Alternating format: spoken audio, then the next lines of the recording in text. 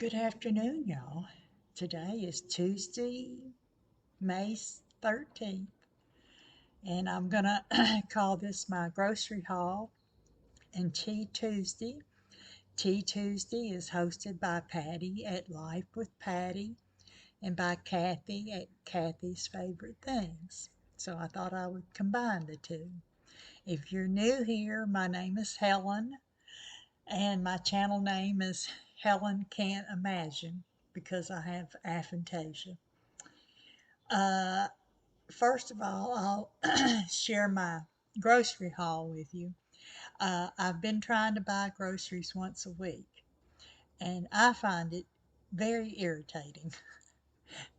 I spend too much time trying to figure out what I want, but I've promised myself I'm going to keep doing it and do it for a good long while so that I can see how it works out. Because so far, I feel like I'm spending more. I'm not going over my $300 a month budget, but I still feel like I'm spending too much because I need to spend $75 a week. This week I spent 73.09, but I was able to get a couple of things on sale. So let's see what I got. All right, I got a loaf of Kroger wheat bread. It was $1.99. 3 yellow squash, $1.92. A crown of broccoli for $1.59. 1 tomato, $1.12. 4 large onions. I wanted the Peruvian gold, and I said if you don't have them, I'll take the sweet jumbo. So that's what they sent, sweet jumbo. One's a Vidalia and one is a Texas sweet. I got 1 can of tuna. I still have tuna in the refrigerator, but I figured if I bought one every week, then I would always have it because some weeks go by and I don't eat tuna fish. A can of diced tomatoes. I still have plenty, but these are the two items that I use most often. So if I buy those every week, I could end up with a nice little stockpile because I don't eat them every week. So the green beans were 89 and the tomatoes were $1. They were both no salt. And then I bought Simple Truth unsweetened almond milk. I like having the shelf stable milk because I rarely drink milk anymore. So I just have that on hand. Got Brussels sprouts. They were $3.99. They don't look real good, but after I peel off the uh, outer leaves, they'll be fine. I got a bunch of bananas, 6 bananas. They're very large for $1.63. Butter. Now, I bought butter last week. I still have that, but this was 2 for $7 or $3.50 each, and it should last a while. I didn't look at the expiration date, but that'll keep in the refrigerator and I'll have that on hand. I got some organic ground beef. It was $8.49. I had wanted, um, they had another brand that was marked down, and I said, if you don't have the markdown, I'll take another one. And so it was $8.49. And then I got Angus ground sirloin. That's like 90% lean, 10% fat. Now, that's usually $9.49. It was on sale for $4.59. Then I got some Polish kielbasa. Now, I have always, when I bought kielbasa, I bought that for when I made cabbage, carrots, potatoes, and onions. And I'd fix the whole thing for my family. Well, I the first time I used the last package I bought, I used, maybe 2 inches and used it in some beans. Gave me terrible indigestion, I think, because it was swimming in the fat. So I thought, well, I don't want to waste it. I'll just, how about if I slice it and just brown it and have it for breakfast? And that worked out pretty good. So I thought I'd try that again. Of course, it's high in fat. It's got 16 grams of fat, 30 milligrams of cholesterol, 320 milligrams of sodium. Now, this is for just a small portion, not for the whole thing, just a small portion. And 6 grams of protein and 4 grams of carbohydrates. Oh, well, so now I got 2 Jimmy Dean sausage. They were on sale. They were 2 for $5.98 or $2.50, and that is a good deal for Jimmy Dean. And the expiration dates, this one is June the 17th. The other one is June the 18th. So they will, I don't have to eat them right away. And um, the Jimmy Dean is higher in sodium, 420 milligrams, 19 grams of fat, which is more fat than the kielbasa, and it has 9 grams of protein. So that's 3 grams more of protein than in the kielbasa sausage.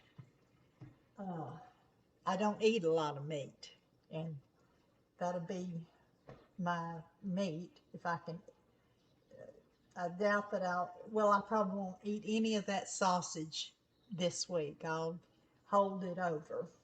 And let's see, what else? Oh, and I got eggs. I got a 30 count of eggs. They were 10.89, which makes them 36 cents for each egg. And that, yes, they're expensive, but it's still a cheap protein to eat. So that was my whole order. And like I say, it was $73.09, which is, um, that's high to me, but it's because I bought the extra meat, which I wouldn't have normally done. But that's the way it goes sometimes. But I'm going to give it a fair shake, buying once a week, and see how it works out. Okay, I'm going to get these things put up, and I'll come back and we'll have a little chit chat. Well, I hope y'all are having a good afternoon. Oh, I've been thinking all week about uh, what I wanted to say in my little chit chat after the grocery haul. And the thing that keeps coming to my mind every day is I wanted to share with you about my 3 babies in heaven. 2 babies I lost in the first trimester, and then the third baby was Katie, and she was a stillborn. And I know it can be a sensitive topic for some people, and so I'm not sure about what I'll say. I'll be careful so YouTube doesn't strike me or something because people are so sensitive these days. But in 1996, um, we lost our stillborn baby girl in December of 96. And there were a lot of unique things about uh, her, my pregnancy with her. She was the only one that I named in the womb, and I talked to her a lot. and I talked to God a lot because at the time I was 42 years old, which, that's an old mama. And, um, I knew that, you know, uh, the older you are, the chances of uh, complications were high. But, that's how it worked out. And, I remember praying and asking God to please let me, when it was time to birth Katie, that it would go real quick. Because with my oldest daughter, it took 27 hours. And with my son, it took 39 hours. My first daughter was a cesarean. And then with my son, he was a VBAC. I had told my doctor I wanted a natural birth, and he fought hard for me to have that because for 24 hours before he was born, I had a fever, and and and I said no, I don't want an epidural, but it came to the point where I was begging for it. And my husband always liked to tease me and say he would mock me and say, "I want my epidural." And but my son, he was the lightest uh, baby. He was like 7'12" and had blonde hair, and all my girls were. My oldest daughter was 9'6".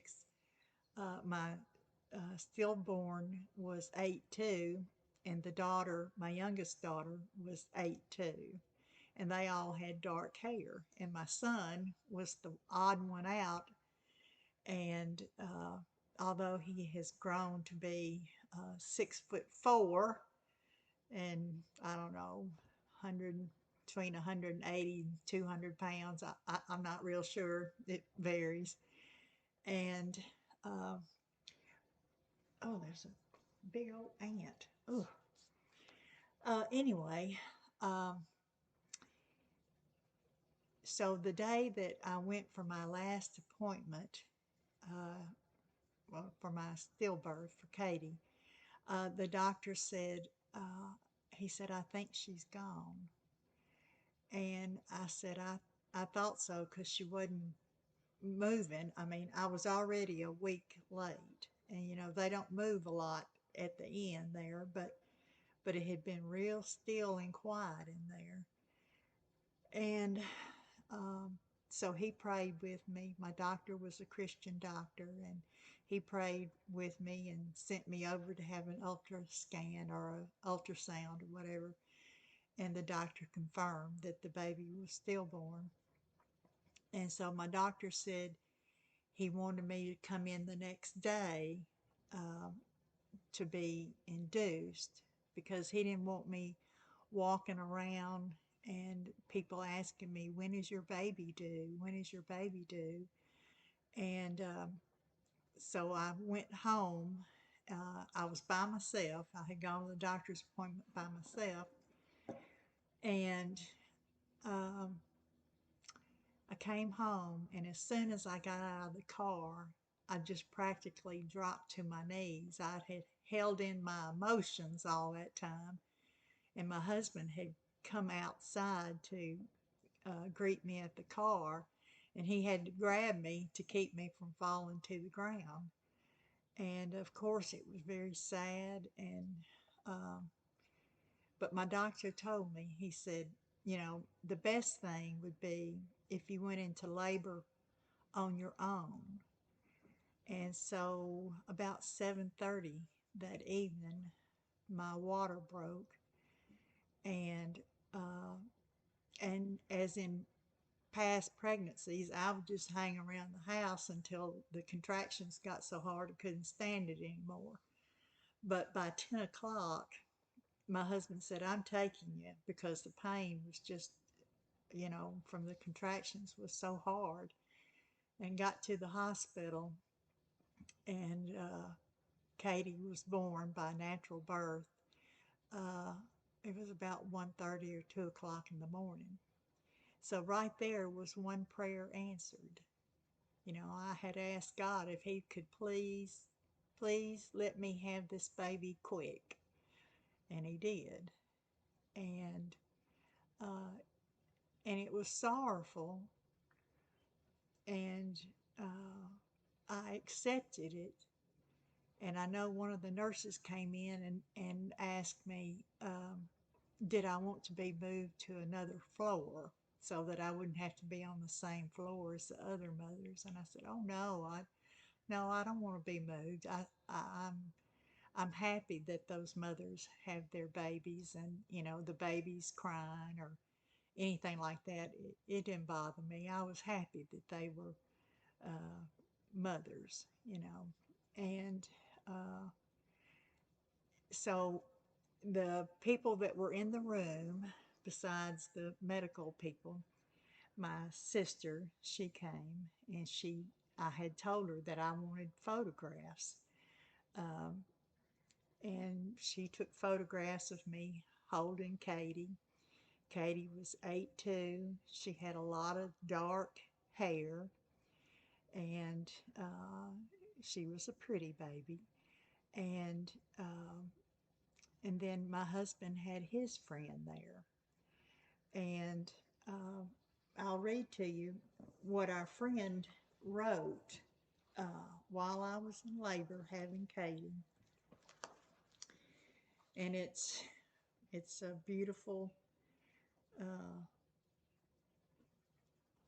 a beautiful uh, message.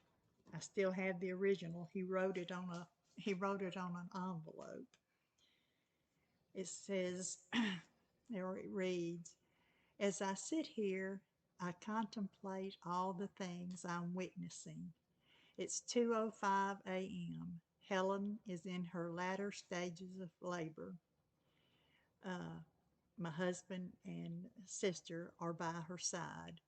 The baby has just been delivered, and as the information had revealed, uh, our worst fears are confirmed. She is stillborn. 9 months of waiting, worry, wondering are over. The hopes of a father and mother are gone, washed away with the death of their beautiful little girl. But even at this time, the grace, mercy, and strength of the Lord are evident. There is an understanding that this is only a physical death, and that there will be a reunion in the heavens. I don't pretend to understand why. I only know that we belong to God, and I believe that His grace will carry this family through this tragedy. Even now, I hear my husband and Helen saying God has a purpose in this, even though it's not clear to us. Father, thank you for your comfort and mercy that will be needed in the days to come. And thank you for caring for Katie and protecting her and keeping her until that special day and her family are reunited with her. Thank you for caring for us, your children. And he signed it. And I remember my husband, when they came to get Katie, you know, to take her to the morgue and all that, we had dressed her in a little outfit. And my husband had said that she'll never know the sorrows of this world. And that's what I put on her tombstone. And this notebook right here I made, uh, and I saved all the cards that we received. I saved the ribbons off of flowers, um, you know, because when you have a stillborn, you know, you're not going to have any photos or memorabilia or anything like that. So I saved all those things. Um, and I took uh, I took photographs of the plants that people sent. I had a cousin who sent me a wreath, and I took a photograph of that. And my husband's work. They sent, some flowers. Uh, I even saved some of uh, the menu that where you order your food, and uh, and then I got her footprints. Let's see if I can get those out of here.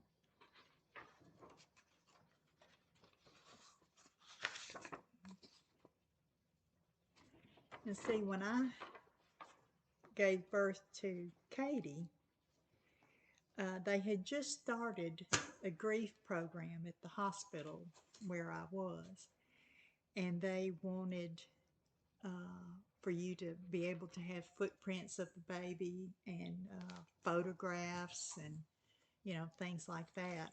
And so oh, things are starting to stick together. I probably even have my wristbands in there. I probably need to redo this book. I kept some of my appointment cards. Um, let's see what else is in here. I kept some of the medical things. Um, and this is a little book that they had, Our Precious Baby. And there's a lock of her hair in here, uh, her handprints. Uh, but it was a new thing that they were, starting.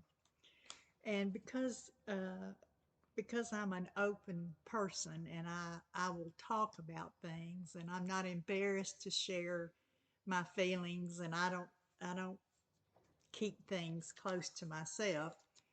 I talk to other women, some of them who were uh, older than me, who had had stillbirths, and long ago they would just take the baby and that was it.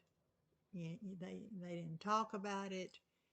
They didn't make scrapbooks. They didn't get a lock of their hair, or it was just like the baby had never been born. And so a lot of women went through a lot of uh, sorrow because nobody wanted to acknowledge the birth of that baby. And I'm not that kind of person. And I had told my doctor, uh, I said, do you think that they would mind if I took photographs, and would they help me get handprints and footprints? And he said, oh yes, they have a new program set up for that, and they'll be happy to do that. So I'm very thankful that I have this. And then all my homeschooling mamas were wonderful. They brought me and the family. For 2 weeks they brought us supper, and that was a great a thing that, for them to be able to bring us food. And sometimes the husbands would come and talk to my husband, and so it was a time for people to minister to us and to help us through our grief.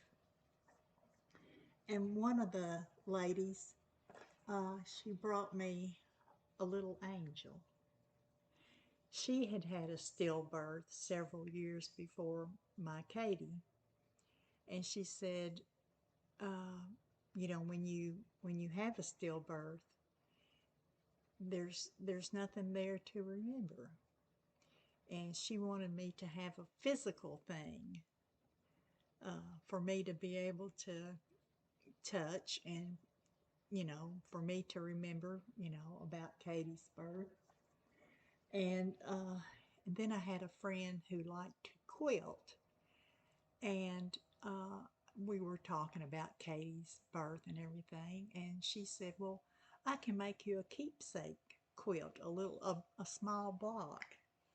So she made me this little quilt, and the material in it contains fabric from uh, fabric that I had when I made a few sewing things.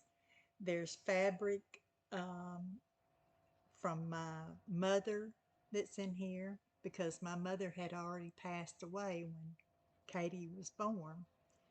So I have this little quilt here. It's a combination of my material, my mother's material, and material from my friend who made the quilt. And she put a beautiful little uh, tag in the back. It has her name, in loving memory of Catherine Irene Shirley, and the last name, and the date that she was born and died. And it was made by Patti Spears in February of '97. And I really need to get one of those, a frame, to put it in so that I can see it, But uh, that was uh, a very sorrowful time, and uh, but I was able to share with other ladies, my feelings and how I dealt with it. Um, my mother had told me years ago that she had had 7 miscarriages before I was born. She had one after me and one after my sister, so she had a total of 9 miscarriages. And the doctor had told her that she would probably never have children. And she told me she knew she would. And so, I was her first born. And so my birthday, uh, I think more of my mother on my birthday, because whether it had been me or my brother or sister who had been born first, the fact that my mother had a child uh, to live, uh, I know that my parents were just overjoyed. And so I do think about my mother on my birthday and how happy she must have been. And so, you know, there are more stillbirths born than I ever thought at the time. I was told at the time that 1 in 4 babies are a stillbirth. I don't. That was in '96. I don't know, if that's true or not true or what it is today or whatever. But it happens more often. We didn't have an autopsy done. Uh, the the cord was around her neck, but it wasn't tight around her neck. So I don't know if that was it, or I don't know why. But my husband and I decided that we wanted to try one more time, and we did. And uh, we said we'd give it a year. And a year later, I got pregnant with my youngest daughter, and uh, I was 44 years old, 44 and August, September, and 2 months old when she was born. And she has been a real blessing. All my children are a blessing, but my husband and I said she'll be a blessing to us in our old age because we were older, and but I call her my little sunshine. She's my little sunshine. But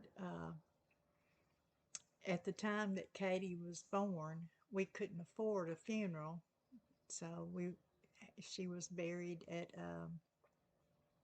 the public cemetery. And uh, when my husband died, I used some of the life insurance money to have her disinterred and buried up there with her daddy. and got her tombstone and everything. And so I was happy to do that. And if nothing else, I was going to spend money to do that. It didn't cost a whole lot. I don't remember how much, but it was reasonable.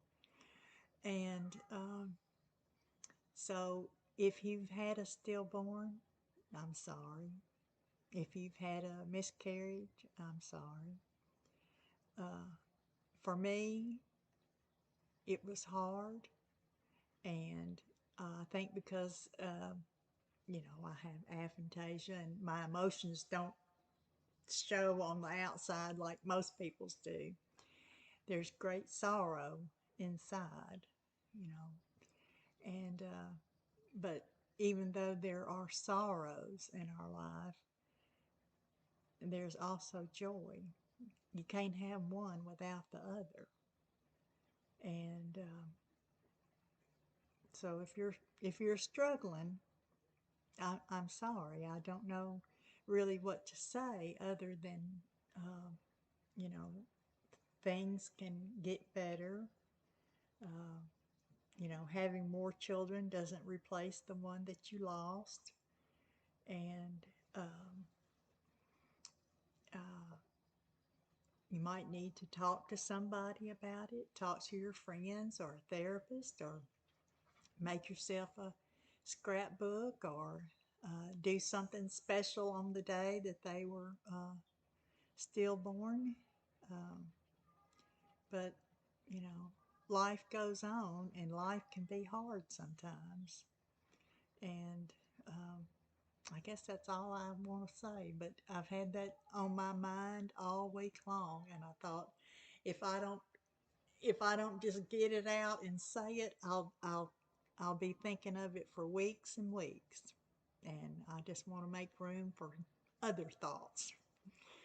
So y'all have a good afternoon, a good evening, a good day, and please remember to be kind to someone. Someone needs your kindness today. Bye.